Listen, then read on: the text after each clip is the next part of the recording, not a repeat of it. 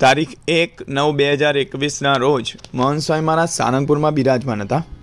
સેવકે સાંજે વોકિંગ દરમિયાન ફિઝિયોથેરાપીની સેવા કરતા વિપુલભાઈને નિર્દેશતા કહ્યું કે સ્વામી, આમના લગ્નનું પાક્કું થઈ ગયું છે, તો આપ એમને ગૃહસ્થાશ્રમનો એક ગોલ્ડન રૂલ આપી દો. સ્વામીશ્રી કહે, બસ સંપીને રહેવું. સેવકે પૂછ્યું, બીજું કાંઈ?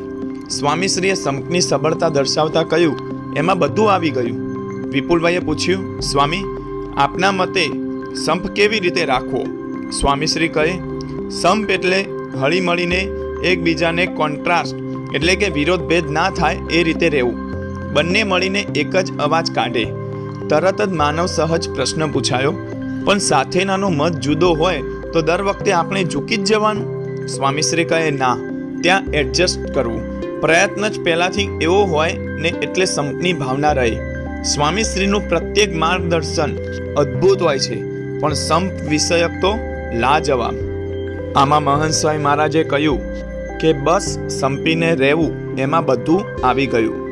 આ માત્ર આધ્યાત્મિક જીવન માટે જ નથી, આ તો દરેક ઘર, દરેક સંબંધ અને દરેક પરિવાર માટે ગોલ્ડન રૂલ છે. ઘરમાં મોટે ભાગે ઝઘડા થતા હોય છે, તો એમાં કોણ સાચું એ કરતાં કોણ ઝૂકશે નહીં એનાથી થાય છે. સ્વામીશ્રી કહે છે કે હળી મળીને એકબીજાને વિરોધ ન થાય તે રીતે રહેવું. એટલે લૌકિક ભાષામાં કહીએ તો થોડી વાત છોડો, થોડું મન વાગે તો ગળી જાઓ. એટલે આમ જોઈએ કે જીવનમાં સૌના મત જુદા પડે, પરંતુ સ્વામીશ્રીનો માર્ગ તેઓ કહે છે કે ત્યાં એડજસ્ટ કરવું.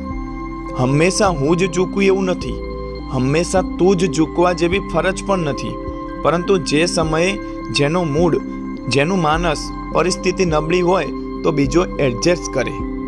તો આવું કરવાથી ઘરમાં શાંતિ રહે, બાળકોનો સ્વભાવ સારો બને, પૈસાનો લાભ પણ વધે, મનોબળ વધે, નોકરી અને બિઝનેસમાં કોન્સન્ટ્રેશન રહે અને ઘરની પ્રતિષ્ઠા વધે. અને સંપ એટલે ઘરનું સૌથી મોટું વેલ્થ. પૈસા ખૂટે તો ફરી મળી જાય, સંપ ખૂટે તો ઘર તૂટે.